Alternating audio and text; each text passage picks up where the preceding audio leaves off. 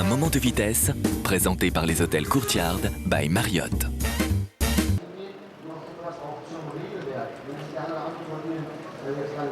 Retour à Oschersleben en direct pour vivre dans quelques instants la 16e course sur cette Motorsport Arena d'Oschersleben. Un circuit qui a été quelque peu remanié, Pierre-Henri, avec un premier virage qui sera particulièrement fermé. Et à l'image, Gabriele Tarquini, vous le voyez, avec une sanction qui a été officialisée visiblement il y a quelques instants. Ce sera 1 minute de pénalité à l'issue de la première course pour cette manœuvre lorsqu'il était au contact du champion du monde en titre, Andy Priaulx. Il n'a pas voulu laisser sa trajectoire, sa ligne. Ça a précipité la perte d'Andy Priaulx. Mais c'est beaucoup plus dramatique, on pourrait dire, pour Andy Priaulx. Andy Priaulx qui à ce moment-là occupait la 7e position. Donc non seulement c'était des points de perdu lors de la première course, mais c'était l'occasion pour Andy Priaulx de s'élancer en première ligne. Donc Andy Priaulx a perdu beaucoup. Gabriele Tarquini, pas tant que ça, il était en perdition et a terminé, on a vu la course relativement loin. Donc deux pilotes qui repartiront probablement sans points. Andy Priaulx, je dirais, aura perdu gros dans l'opération. Ouais, aucun n'a voulu lever le pied et c'est malheureusement Andy Priaulx qui a fait la plus mauvaise opération. D'autant que lui, qui était 3e au championnat, s'est fait dépasser par Ricard Reidel désormais. Heureusement, les deux leaders que sont Yvan Muller et Gabriele Tarquini n'ont pas marqué de points. Je dis ça heureusement, bien sûr, pour Andy Priaulx. Et puis derrière, il y a un regroupement avec désormais le retour à quelques points de Priaulx, de Rob Huff, de Jörg Müller, d'Alain Menu, d'Augusto Farfus, voire de Félix Portero. Donc il y a véritablement resserrement des positions. Oui, effectivement, 9 pilotes se tiennent donc maintenant en 25 points entre le premier et le 9e. On vous rappellera qu'il reste encore 9 épreuves à disputer, 90 points à distribuer, donc il y a de la marge. La voiture de la guerre des étoiles, ou presque, avec cette couverture pour évidemment éviter qu'il ne fasse trop chaud dans l'habitacle d'Yvan Muller.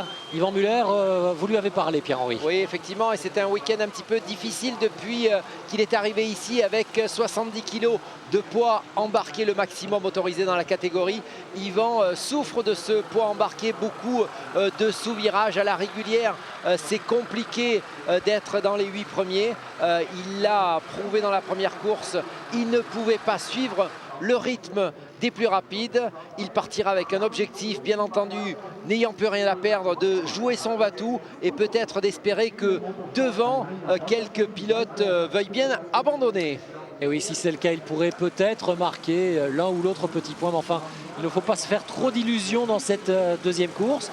Il s'élancera en 11e position sur la grille de départ. Juste devant lui, on l'a vu tout à l'heure, il y aura Sergio Hernandez. Et à côté de Sergio Hernandez, ici, le pilote italien Stefano D'Aste, vainqueur du trophée des indépendants de la course des pilotes privés dans la première manche. Oui, il avait un très bon rythme D'Aste. Il était même venu mettre en fin de course la pression sur Portero. Même si elle n'avait pas été aussi efficace lors de la séance d'essai, on savait que les BMW étaient très performantes sur ce circuit. C'est ce que nous a prouvé évidemment Augusto Farfus en allant s'imposer, en signant sa 2e victoire de la saison. Oui, c'était vraiment une très très belle victoire car vous savez, le premier virage a été modifié. On nous a annoncé, on prévoyait que ça allait frotter, que ça risquait d'être dangereux, on pouvait tout y perdre. Donc généralement dans cette situation-là, les pilotes sont relativement prudents en essayant d'échapper au premier virage. Farfus en a décidé autrement. Lui, il a mis le paquet. Dès que le feu vert s'est allumé, il en a profité pour récupérer 2 places dès le départ et 2 places ensuite après le 2e virage. Et logiquement, avec l'étalonnage de leur boîte de vitesse sur ce type de circuit, je parle des boîtes de vitesse des BMW, elles devraient être en plus très efficaces lors du départ. Elles devraient véritablement bondir par rapport à toutes les tractions que sont les Chevrolet et les Seat. Ça veut dire que pour Rob Huff, qui sera 7e sur la grille de départ, et Alain Menu 6e, ça va être difficile de rester devant la BM au départ. Oui, mais on va sûrement essayer d'anticiper tant soit peu cela. Bien entendu, on sait que pour les BMW, elles démarrent beaucoup mieux puisque ce sont des propulsions. Et en plus, le rapport de pont court qu'ils utilisent ici ne les favorise pas en vitesse de pointe maximum, mais leur permettent de s'extraire de cette ligne de départ avec une agilité féroce. En 5e position sur cette grille de départ, il y aura Thiago Montero, on vient de le voir, au volant de la Seat Leon TDI préparée par la structure Duc de Chaunac. juste à côté de Thiago Montero, légèrement devant lui l'Espagnol Jordi Gené, qui tout à l'heure d'ailleurs n'a pas véritablement disputé une course d'équipe. On aurait pu attendre un petit peu mieux de coéquipiers comme Gené, comme Raidel. Oui, effectivement, on n'a pas totalement tout compris. Gabriele Tarquini, qui était le pilote Seat le mieux placé au championnat, était en ce moment-là en 3e position. Derrière lui, il avait une armada de Seat confortable avec Raidel, Gené, Montero. On pensait que ça allait servir de protection pour Tarquini et rien n'en a été. Montero s'est d'abord défait de Tarquini, Gené ensuite, Raidel ensuite. Et puis on a vu ce qui s'est passé quand la vraie bagarre a démarré avec Andy Priaulx sur sa BMW. Rickard Raidel, le Suédois justement, eh bien, il sera en 3e position sur la grille de départ dans cette 2e course, et avec Rickard Raidel aussi, ou pour Rickard Raidel, la perspective de marquer de gros points dans cette 2e course qui lui permettrait de se rapprocher assez près désormais d'Yvan Muller et de Gabriele Tarquini, pour lesquels l'horizon aujourd'hui à Oschersleben est un petit peu bouché. Oui, effectivement, c'est pour Raidel, il y a sûrement un très bon coup à jouer, l'occasion de réduire l'écart sur Muller et Tarquini qui vont partir loin. Priaulx est aussi loin, donc une bonne occasion pour le pilote suédois de resserrer tout cela.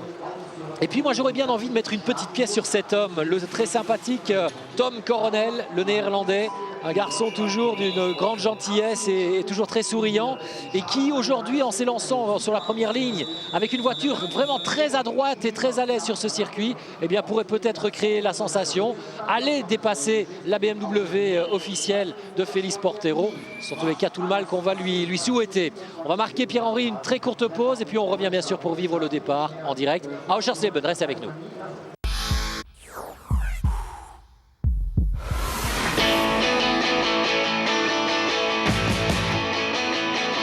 Chevrolet.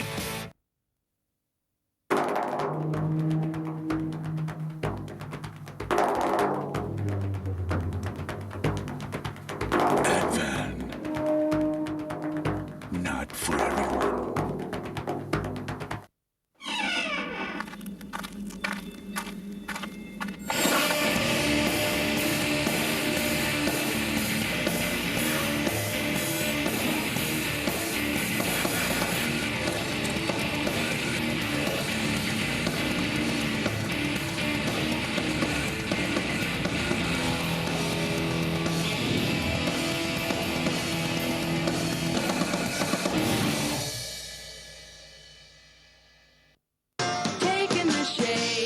Tropicana révolutionne la pause gourmande en créant Tropicana Smoothie.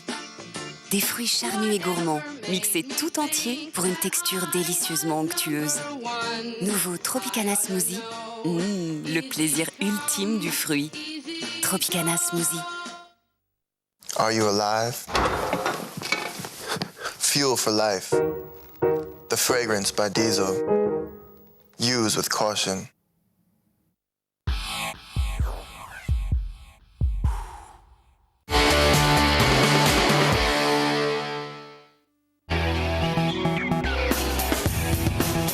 Avec les suspensions Monroe. Ça y est, les moteurs commencent à tourner. Luc Marchetti quitte Pierre-Yves Cortals, le patron de la structure Hexagone, qui aligne cette Seat Leon pour le pilote belge Pierre-Yves Cortals. On a eu le temps de refaire une beauté à sa voiture, passablement chiffonnée sur l'avant. Et puis Pilou, que l'on est allé voir également, était particulièrement déçu. Lui qui a pourtant fait vraiment ce qu'il fallait faire lors de la séance d'essai avec le meilleur chrono. Une course tout à fait jolie avant d'être victime de ce bris de suspension, bris de triangle. Et du coup, eh bien, il a dû reculer dans les profondeurs du classement et il va devoir maintenant se bagarrer avec toutes les voitures de sa catégorie, certes moins rapides que lui pour la plupart. Enfin, revenir sur les deux hommes de tête que sont Hernandez et Dasté, ça va être mission quasiment impossible. Et sauf coup dur pour ces deux-là, ils vont encore augmenter leur avantage au championnat. Ça y est, Eduardo Freitas, le directeur de course, libère les 29 voitures pour cette deuxième manche. En pole position, on vous le rappelle, il y aura Félix Portero, l'Espagnol, et à ses côtés Tom Coronel, le Néerlandais. Au classement du championnat, Yvan Muller est toujours le leader, mais en partant 11e seulement sur la grille de départ. ce sera vraiment difficile aussi pour Yvan d'aller marquer des points. Ça va être difficile, mais vous savez, tout est possible. On a assisté lors de la première course à un premier virage, celui-là même mouvementé, mais sans gros bouchons. On espère que ça va faire la même chose, mais on est quand même tendu, ou tout du moins je suis tendu, car c'est un virage extrêmement compliqué. On n'a pas véritablement de vision pour ce point de freinage. On a une trajectoire, l'idéal, elle est sur l'extérieur. À l'intérieur, c'est extrêmement glissant. Donc c'est une situation tendue. Ils ont réussi à ce qu'ils voulaient faire sur ce circuit, donner une opportunité de dépassement. C'est réussi. Alors Pierre-Henri, je disais tout à l'heure que je miserais bien une petite pièce sur Tom Coronel. Est-ce que vous pensez que le pilote néerlandais au volant d'une voiture privée a le potentiel aujourd'hui d'aller s'imposer pour la première fois dans ce championnat du monde? Oui, je crois qu'il peut véritablement s'imposer. Ça va être compliqué au niveau du départ, puisqu'à côté de lui et devant lui, il y a Félix Portero avec sa BMW qui devrait s'extraire de cette grille de départ plus facilement. Mais en vitesse pure, Tom Coronel avait réalisé pendant la séance de qualification le 4e temps. Un petit peu déclassé, il était repassé en 9e position, mais je pense qu'aujourd'hui c'est peut-être la meilleure chance pour Tom Coronel que de s'imposer. Il est déjà parti grâce à ses grilles inversées dans cette position-là, mais il a rarement montré qu'il pouvait avoir cette vitesse-là, c'est-à-dire 3e, 4e en performance pure. Allez, un petit fumigène pour mettre de l'ambiance à Oschersleben. Ah, tout à l'heure, ça n'en manquait pas. Hein. Je peux vous dire que les tribunes ont vibré au rythme des exploits d'Augusto Farfus, bien sûr, mais il y avait aussi beaucoup de supporters de chez Chevrolet. Et d'ailleurs à préciser que la voiture qui emmène tout le peloton, là, la Chevrolet HHR, qui est un petit peu la nouvelle venue dans la gamme Chevrolet, eh bien c'est la voiture qui sera offerte aux vainqueurs du jeu virtuel The Race, le jeu du WTCC, si vous le savez, sur votre PC, et qui très bientôt deviendra d'ailleurs un jeu auquel vous pourrez jouer sur la Xbox. Donc voilà, eh bien si vous êtes très habile de vos mains et avec votre manette, eh bien vous aurez peut-être, pourquoi pas, la chance de remporter cette voiture. C'est quand même un très très joli lot. Dans quelques instants, Félix Portero va s'élancer en pole position. Il est à gauche, sur la gauche de votre image lorsque l'on était de face, sur la droite désormais. À ses côtés, il y aura Tom Coronel et les voitures qui viennent s'immobiliser ici. Bientôt le lancement de la procédure.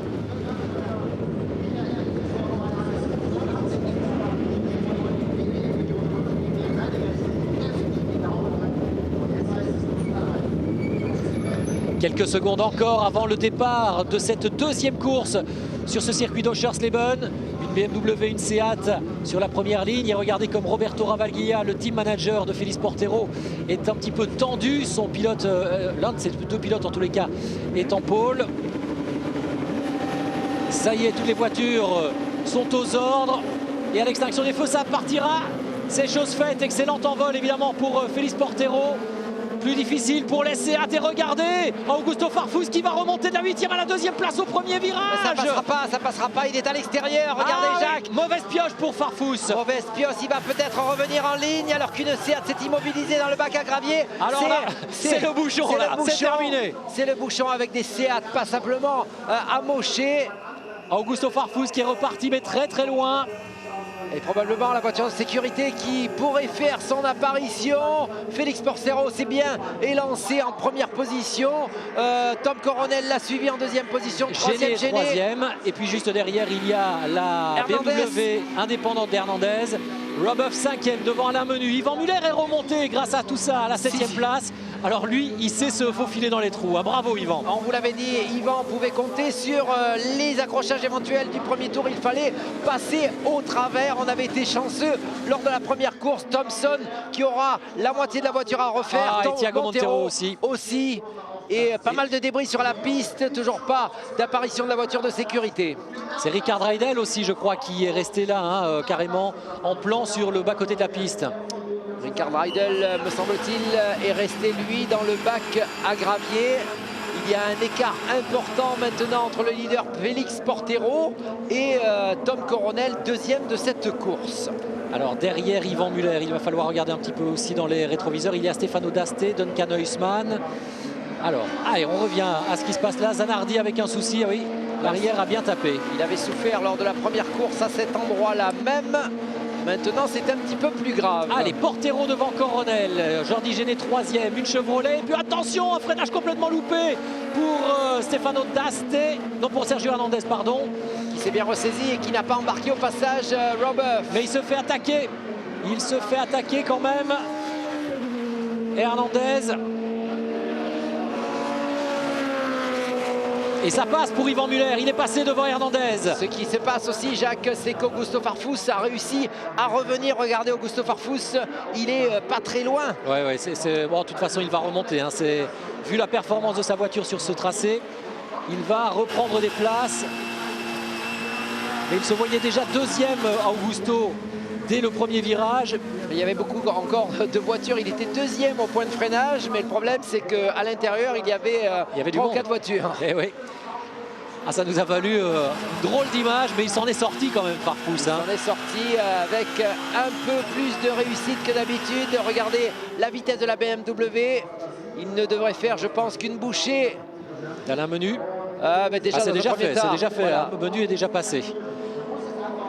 On revoit. Et regardez bien, au milieu de votre écran là, la BMW blanche, regardez comme elle bondit par rapport à toutes les autres qui sont complètement scotchées sur cette piste. Et tout le monde avait prévu d'aller fermer l'intérieur de la piste, puisque Farfus avait pris cet intérieur lors de la première course. Il se prend tout le monde en faisant l'extérieur. C'est presque passé. Et c'était intelligent, hein. Et puis regardez, là ça va taper évidemment. C'était intelligemment fait puisque c'est là en plus à l'extérieur qu'il y avait le plus de grippe. Oui, on revoit ce qui se passe entre Géné et Robeuf. Dépassement net. Il a résisté, le pilote britannique. Mais Géné s'est imposé. Allez, Portero donc en tête, toujours devant Tom Coronel qui petit à petit peut espérer revenir. Hein. Il est bien revenu, Jacques. Le trou était beaucoup plus important. Tom Coronel qui est à la chasse de du pilote BMW. On revoit encore ce premier freinage. Sous un autre angle, et regardez, il y a du monde. Tom Coronel, ça passe tout juste. Tout le monde tente de survivre. Hein. Farfus a réussi à revenir sur la piste en mettant une petite mine à gauche. On est dans la voiture de Rydell qui, lui, tirera tout droit. Terminé, il ne parviendra pas à tourner et à échapper à ce mur de pneumatique. Et pendant ce temps, il y a désormais, regardez Augusto Farfus qui est monté sur le coffre d'Yvan Muller, le Français qui voudrait évidemment pouvoir le laisser derrière lui, mais est-ce que ça va être possible? Dans cette partie-là, ça va être compliqué, c'est la ligne droite du retour. Les Seat Diesel sont normalement plus rapides. Oui, dans cette ligne droite, elles sont plus rapides. En revanche, dès que l'on aborde la partie sinueuse avec les 70 kg de lest embarqué pour Yvan Muller, l'homme Duc de Chonac, ça devient beaucoup plus difficile. Ça devient plus difficile et on sait, lorsqu'il y a Farfus dans ses rétroviseurs, qu'il y a du danger. Il y a bien entendu du danger pour perdre des points, mais il y a aussi du danger pour des accrochages. Félix Portero, lui, est devant. Ça fond, ça fond. Et il emmène, oui, véritablement dans son ombre désormais. Tom Coronel, revenu à moins de 4 dixièmes.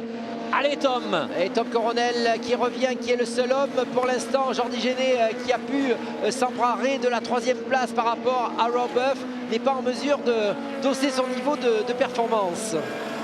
Jordi Géné est toujours 3e, Robeuf 4, Yvan Muller qui tient le bon bout pour le moment devant Augusto Farfus. Mais regardez comme le Brésilien fait des appels de phare, il essaye d'accélérer, de se mettre à la hauteur. Il va y aller Jacques, c'est un virage en banking qui permet ce genre de manœuvre. Il a une voiture plus légère, Yvan ne peut pas résister, il a fait ce qu'il a pu en étant le plus fair-play possible. Ouais, il a été très fair-play Yvan sur ce coup-là effectivement. Rien qu'en handicap de poids, Jacques, il y a plus de 40 kg d'écart entre les deux, donc un dépassement en toute somme logique.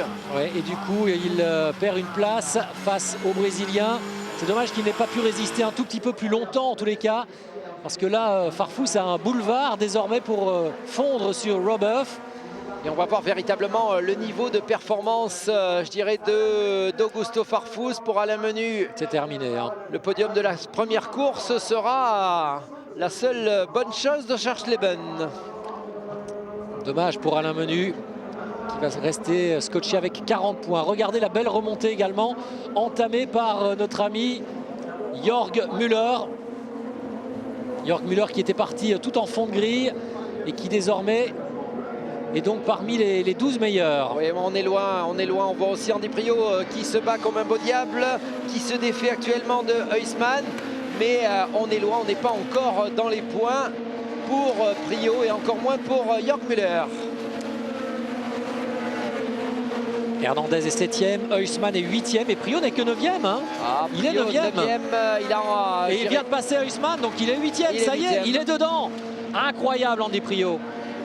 Et regardez Jörg Müller, il n'est pas très loin non plus. Hein.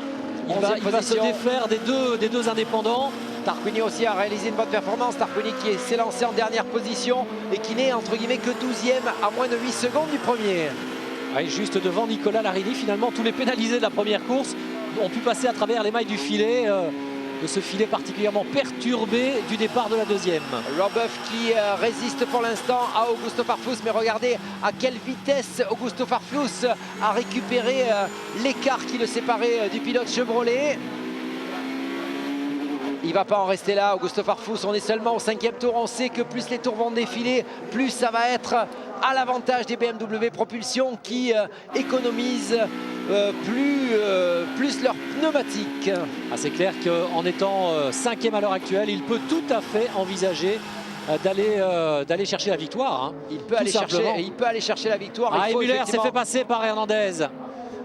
Et donc une 7e position me semble-t-il donc pour Yvan Müller qui juste essaie devant de revenir. Andy Priaulx maintenant. Oui, mais Andy Priaulx va revenir. Le rythme d'Andy Priaulx est plus rapide que celui d'Yvan Müller. Bien sûr.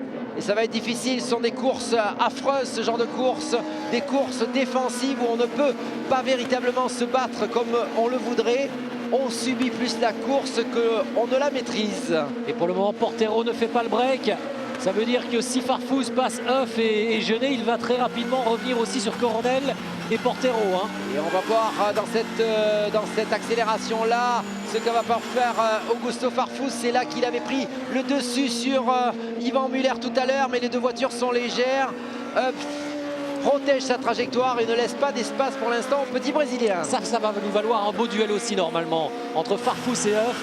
Deux jeunes pilotes fougueux qui ne baissent jamais pavillon. Hein. Il ne baisse jamais pavillon, il résiste jusqu'au bout. Mais Farfus ne voudra pas rester dans cette 5e position. Ah, c'est évident, mais attention, Farfus, on lui rappellera une nouvelle fois, il vaut mieux repartir avec 3 ou 4 points qu'avec rien du tout. Lorsque l'on vise le championnat, il faut savoir calculer.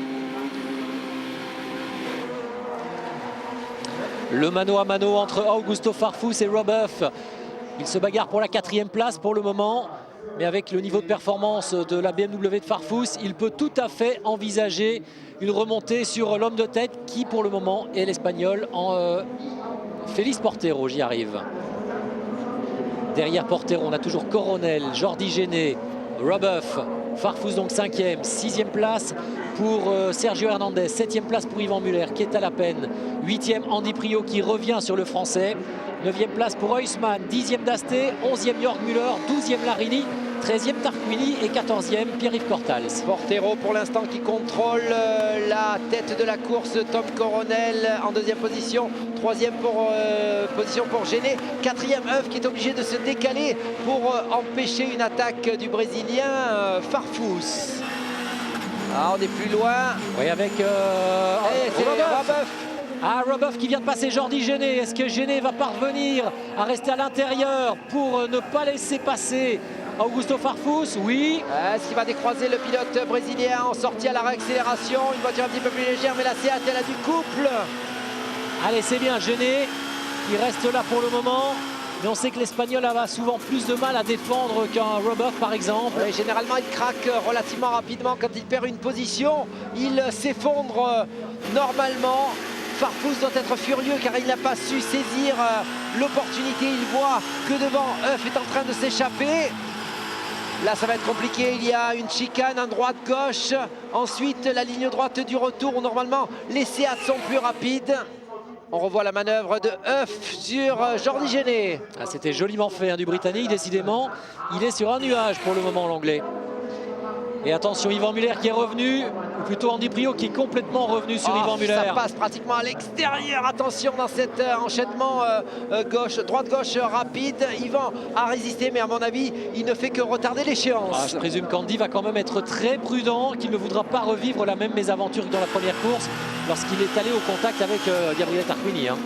Et regardez dans la ligne de droite, Jordi Genet qui arrive à se défaire de Farfus. Farfus qui n'arrive pas à suivre l'aspiration. Attention, tête de la course. Tom Coronel qui essaye de tous les côtés aussi. Ouais, Coronel qui voudrait bien passer Portero, ça va être difficile. En vitesse de pointe, on sait que la Seat à moteur essence n'est pas beaucoup plus performante que la BMW. C'est plus ou moins la même chose. Et regardez Robeuf comme il est revenu sur Tom Coronel et sur Portero. Donc l'homme qui gêne un petit peu le rythme de la course, c'est Portero. Tom Coronel n'a pas réussi à trouver la faille et Euf va peut-être lui la trouver. Et derrière, c'est Yvan Muller qui fait tous les intérieurs, histoire d'empêcher Andy Priaulx de passer. Triple gauche. Et il reste 6 tours encore. Il reste 6 tours. Allez, Portero devant Tom Coronel et Robeuf. Regardez comme ça se tient les positions. Vraiment des écarts très réduits. Et juste derrière, Yvan Muller avec Andy Priaulx, avec Duncan Huisman, avec Jörg Müller. Et heureusement qu'Yvan peut compter sur son moteur turbo diesel. Oui, c'est exactement le même endroit où tout à l'heure Andy Priaulx a abandonné suite au contact avec Tarquini. Donc ne pas se faire reprendre une deuxième fois. On essaye de se déventer. Mais ça ne passe pas, il est là juste pour mettre la pression sur le pilote français. Attention, une attaque de Jörg Müller au fond, ça ne passe pas non plus. Oui, il essaye sa chance, il tente sa chance sur Duncan Huisman, le pilote allemand. Oh, Portero qui sort large. Allez, c'est peut-être l'occasion pour Tom d'arriver un peu plus vite dans ce dernier virage. Andy Priaulx qui est plus à l'aise dans ce virage-là, mais qui après souffre dans la ligne droite. Farfus collé à l'image au pare-choc de Genet. Et il va y aller. Il va y aller. Ouais, mais Jordi Genet qui vient à l'intérieur. Attention de ne pas louper son freinage sur la partie sale de la piste. Et là, Jacques à l'intérieur. La réaccélération de la BMW plus agile. Un petit peu de survirage. Malheureusement pour le pilote brésilien. Et pour le moment, ça ne bouge pas. Portero toujours qui tient bon devant Coronel. Et Andy Priaulx qui va y aller. Non, il n'y a pas assez de place. Yvan Muller qui lui aussi tient bon devant Andy Priaulx. Et enfin, Jordi Genet pour la 4e place qui tient bon face à Augusto Farfus. Ce sont chaque fois les BMW qui sont attaquantes et les autres qui sont défensives. Et regardez Yvan Muller, on sent bien que sa voiture a du lest. Il est obligé dans ces virages-là, il ne peut pas rester à l'intérieur. Et c'est fait, c'est passé. C'est passé. Priaulx, 7e désormais. Les pneumatiques souffrent, s'usent.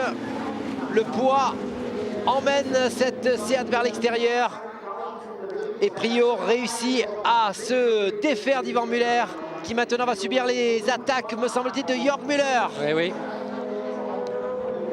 Autant d'adversaires pour le titre. Hein. Oui, autant d'adversaires et surtout, pour l'instant, on se bat pour la 8e place. Il y a encore un tout petit point pour Yvan Muller, mais à mon avis, il ne pourra pas résister, il ne pourra pas conserver ce petit point.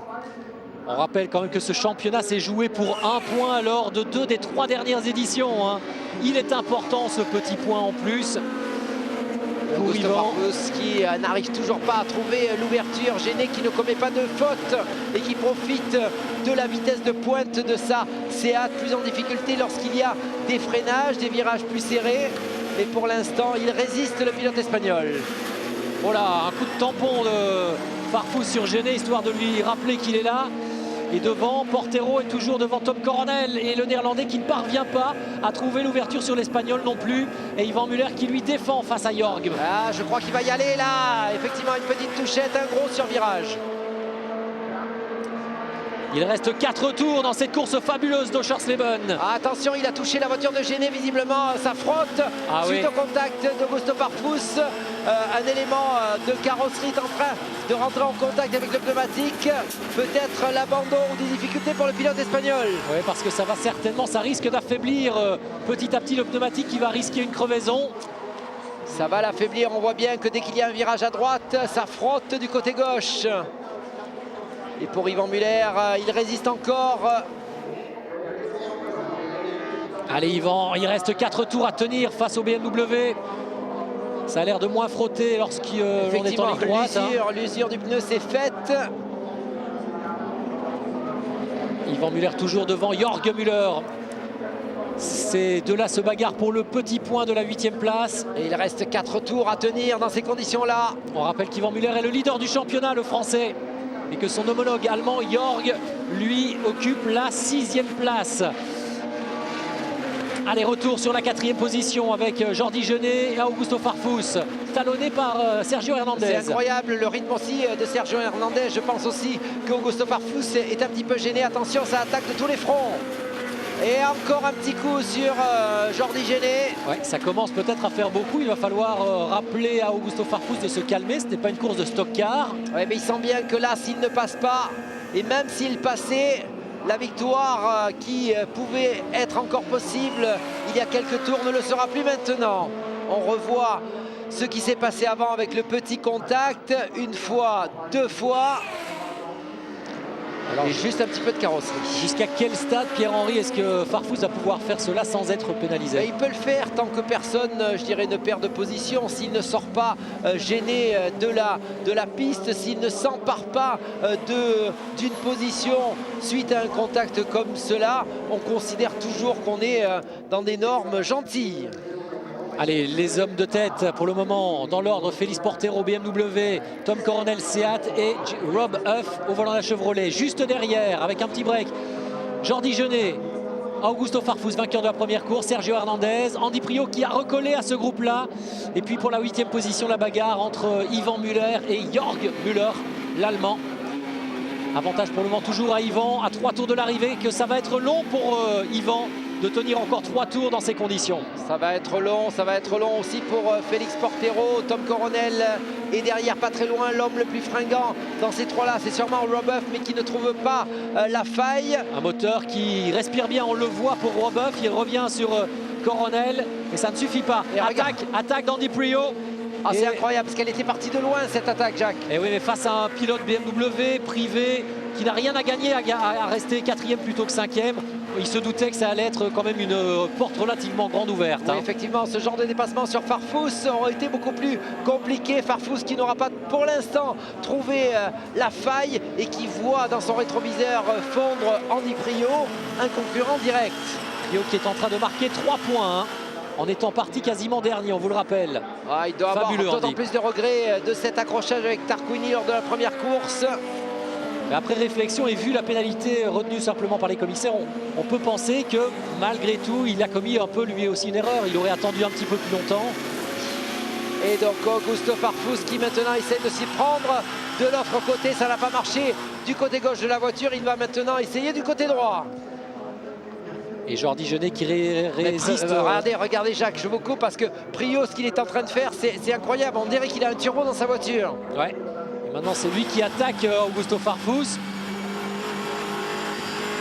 Ah, il est remonté le champion du monde en titre, Andy Priault. Il n'a sûrement pas digéré ce qui s'est passé dans la première course. Il veut prouver qu'aujourd'hui, il était capable de s'imposer. Et que ce qu'on lui a fait n'était pas tout à fait ce qu'il espérait. Andy Priault qui a remporté 4 victoires sur cette piste d'Oschersleben au cours des 6 dernières années. Allez, une nouvelle attaque de Farfus sur Genet. Ça va y aller Jacques. Farfus, à mon avis, il est collé dans le pare-choc de Jordi Genet. Et ça part de trop loin, il n'y a pas assez de place.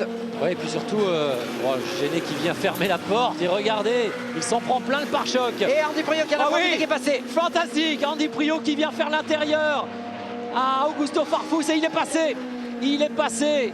Et est-ce que Andy Priault maintenant va plus facilement trouver l'ouverture que Augusto Farfus face à Genet à 1 tour et demi de l'arrivée? On revoit ce qui se passe. Farfus qui ne pense qu'à Genet mais qui en a oublié Andy Priault. À moitié sur la bordure, sur le gazon. Fantastique Andy Priault. Fantastique Andy Priault, alors qu'en tête de la course, Huff a réussi. Non, on est plus loin, c'est avec Nicolas Larini, me semble-t-il. Oui, c'est Larini qui est venu passer Jörg Müller en 9e position. Pour le moment, ça permet à Ivan d'avoir un tout petit peu de répit.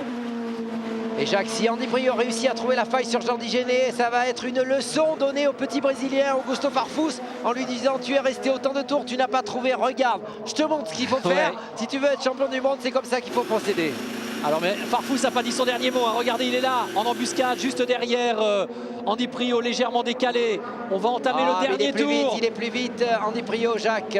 Mais il ne va pas commettre la même erreur que tout à l'heure face à Tarquini. Hein. Qu'il fasse attention aussi en étant gêné par Genet.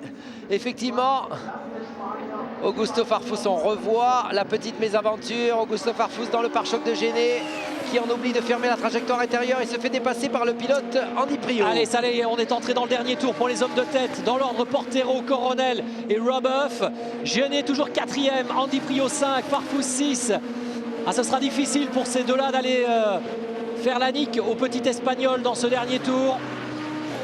En tous les cas, il se sera très très bien défendu, hein, Jordi Géné.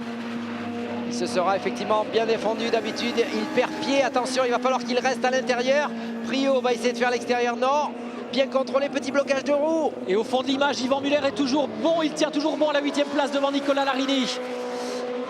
Oh, il y a des bagarres partout, c'est splendide. Ça va être chaud pour Géné, à mon avis, il ne sait plus où donner de la tête. Il ne devrait rien se passer dans ce triple gauche. Il n'y a pas de place. Avec des Seat aujourd'hui un petit peu à l'agonie, mais qui s'en sortent malgré tout en réussissant de très belles courses défensives. C'est le cas pour Géné, c'est le cas pour Yvan Muller. Portero devant est en train d'aller signer sa 2e victoire de la saison. Non, je crois. Première victoire, deuxième victoire depuis qu'il participe au championnat du monde des voitures de tourisme, Jacques. Merci Pierre-Henri, c'est bien vu. Première cette saison effectivement pour Portero, la 2e pour son équipe puisque Zanardi s'était imposé déjà. Et derrière lui, Tom Coronel ne sera jamais parvenu à l'attaquer. Jordi Géné tient bon aussi, toujours devant Andy Priaulx. Augusto Farfus aussi reste bloqué. Et au bout de l'image, vous allez voir Yvan Muller surgir. Il est toujours devant Nicolas Larini. Allez, il reste 1 kilomètre à tenir, Yvan, pour garder ce petit point. La victoire revient à Félix Portero, l'Espagnol de chez BMW Italie-Espagne. 2e place pour Tom Coronel. 3e place pour Rubeuf. 4e position pour Jordi Géné jusqu'au bout. Bravo Jordi Géné. 5e, on a Andy Priaulx. 6e place pour Farfus, 7e Hernandez et 8e finalement Yvan Muller, avec Jörg Müller qui est parvenu à repasser dans les derniers instants. Nicolas Larini. Belle course également pour Duncan Huysman et pour Pierre-Yves Cortals. Et oui, effectivement, on revoit la petite erreur de Nicolas Larini qui est sorti un petit peu trop large, ce qui a permis à Jörg Müller de récupérer son bien. Il n'y avait de toute façon pas de clé de point à la clé, pardon. C'était pour l'honneur. Effectivement, c'était pour l'honneur. Mais quelle course nous avons vécue aujourd'hui sur ce circuit d'Oschersleben avec des écarts ultra réduits entre les 3 groupes que vous avez vus. Félix Portero est parvenu néanmoins à s'imposer aujourd'hui, l'Espagnol qui avait l'avantage de s'élancer en pole position. Il n'a pas commis d'erreur. Coronel qui est resté au contact tout le temps n'est pas parvenu à l'attaquer. Et donc Portero s'impose devant le Néerlandais. Rubeuf termine 3e. 4e place à 6 secondes pour Jordi Géné. Géné qui est resté devant Andy Priaulx et Augusto Farfus. Une course merveilleuse en défense, en tous les cas pour Jordi Géné. Et puis la 8e place, quasiment inespérée. Et elle est très belle, elle est d'autant plus belle pour Yvan Muller qui va prendre un petit point supplémentaire et qui creuse donc l'écart en tête du championnat. On se retrouve dans un instant.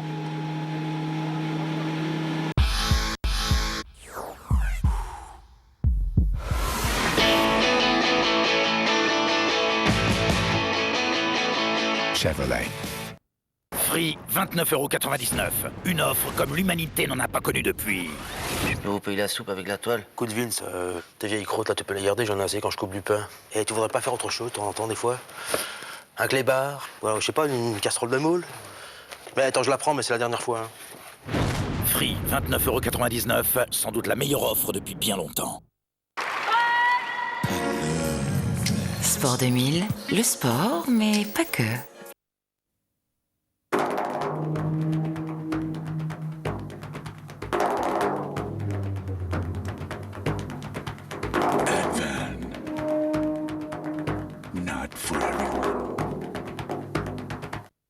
Dans un hôtel Courtyard by Marriott, tout est conçu pour vous. Confort des chambres, équipement technique et une boutique 24 heures sur 24. Bref, un endroit conçu pour réussir et en profiter. Courtyard, un nouveau concept de séjour.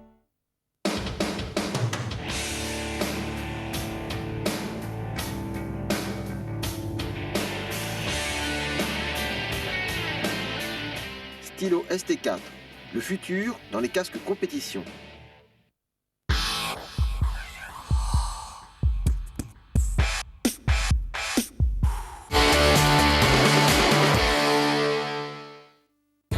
Le championnat du monde FIA des voitures de tourisme avec Yokohama.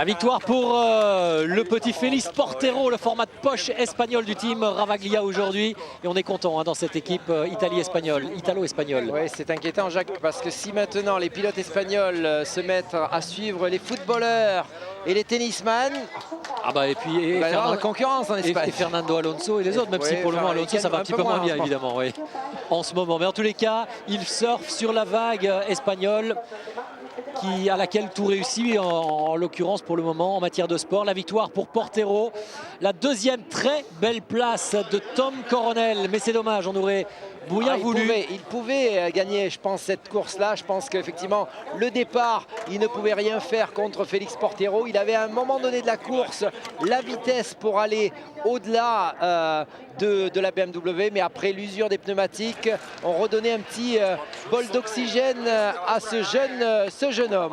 Ouais, et donc Tom Coronel doit se contenter de la deuxième place à 3/10 de Félix Portero.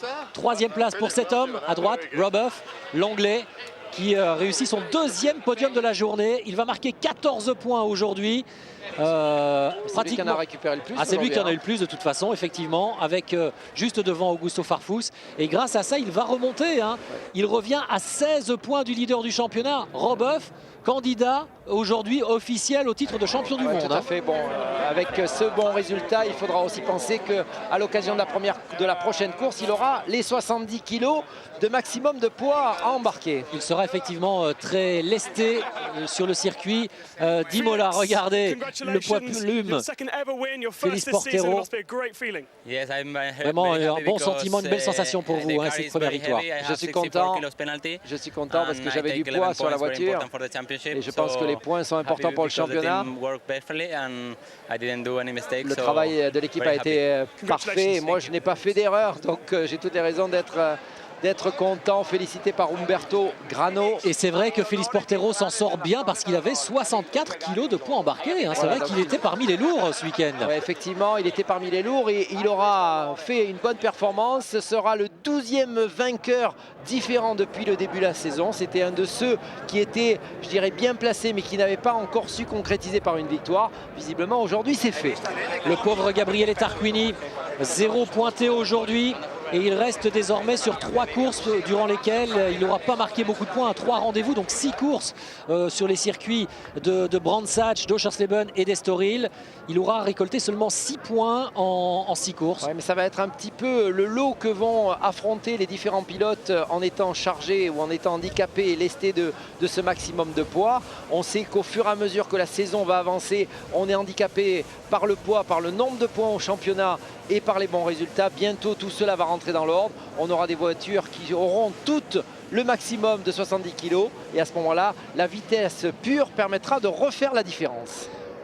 Allez au championnat, un classement que l'on va découvrir dans un instant. Sachez qu'Yvan Muller augmente un tout petit peu son avantage sur son rival le plus proche. 66 points désormais pour Yvan Muller, c'est 2 points d'avance sur Tarquini désormais.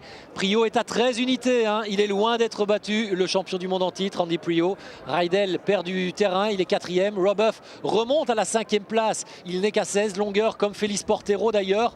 Candidat lui aussi avoué désormais au titre. Juste derrière ces deux-là, il y a désormais Jörg Müller et Augusto Farfus avec 43 points. Alain Menu 40. Et puis un petit peu plus loin avec 30 points seulement, il y a Nicolas Larini. Pour lui, ce sera évidemment beaucoup plus difficile. Oui, ça sera plus compliqué. On peut penser que pour les 10 premiers, tout est encore jouable. Il reste 80 points à distribuer. Allez, on revoit quelques-unes des très belles images de cette deuxième course sur le circuit d'Oschersleben, remportée par Félix Portero.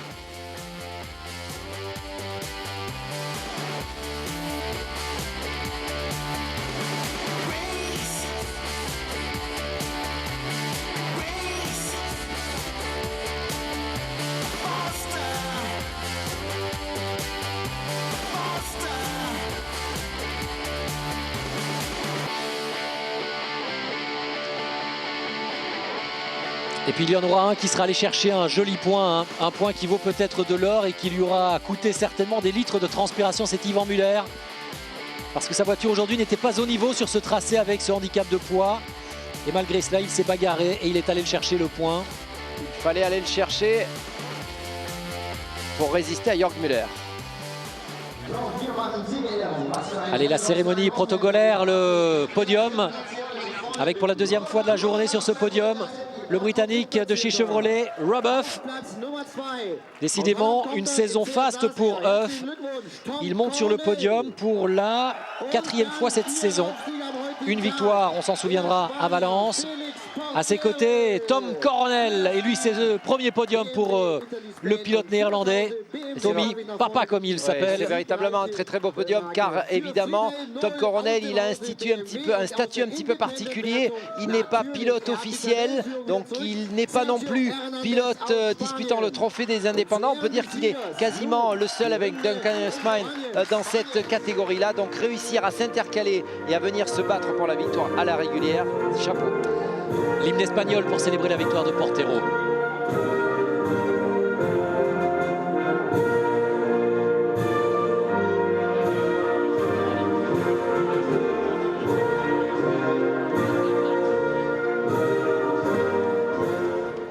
Das war die Hymne für den Sieger und für das siegreiche Team. Et on va enchaîner avec l'hymne allemand pour la victoire de BMW.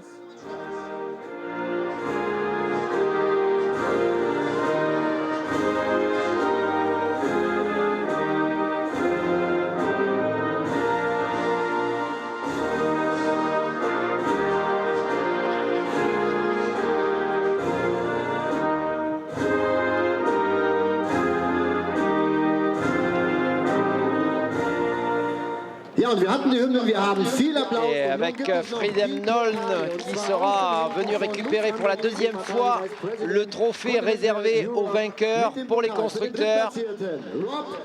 Noln, responsable de la compétition chez BMW. Et attention, parce que BMW, là, sur les 3 derniers week-ends, a repris beaucoup de points assez hâte au classement constructeur. Il va falloir que les Espagnols se relancent dans ce championnat. Ce sera peut-être le cas à l'occasion du prochain rendez-vous sur le circuit d'Imola. Ce sera le 21 septembre, dans 15 jours, et même dans 3 semaines, le 21 septembre. Nous serons bien sûr en direct sur l'antenne d'Eurosport pour vous faire vivre 2 courses qui seront certainement de nouveau de toute beauté. C'est le retour également d'ailleurs du circuit d'Imola. Ce sera en quelque sorte le Grand Prix d'Europe de ce championnat du monde des voitures de tourisme. Sergio Hernandez qui s'impose aujourd'hui dans le trophée des indépendants, le trophée Yokohama, du nom du manufacturier qui équipe les voitures dans ce championnat du monde des voitures de tourisme. La deuxième place aujourd'hui sera revenue à Pierre-Yves Cortals dans la deuxième course en tous les cas, grâce à une superbe remontée. Ah, il est monté 2 fois aujourd'hui sur le podium. Ça fait longtemps qu'on n'avait pas vu à pareille fête. Allez, jolie photo sur le podium, le nain Portero avec, c'est affectueux, le petit format, le on format n'est de pas poche. que grand que par la taille. Exactement, parce que là, par le talent, il a prouvé à tous les autres qu'il pouvait être aussi efficace, voire beaucoup plus. Et c'est vrai qu'il fait qu'1m60, une taille jockey pour Portero. Tom Coronel termine 2e, Rob Huff 3e, Yvan Muller prend un petit point, il reste en tête du championnat du monde des voitures de tourisme. C'est le bilan de cette étape d'Oschersleben. Merci à toutes et à tous d'avoir été des nôtres, de nous avoir suivis pour ce triptyque en Allemagne. Pierre-Henri, on se retrouve donc dans 3 semaines désormais, ce sera sur le circuit italien d'Imola. On se dit à bientôt. À très bientôt, arrivederci. Ciao, allez, au revoir à toutes et à tous. Merci de votre fidélité.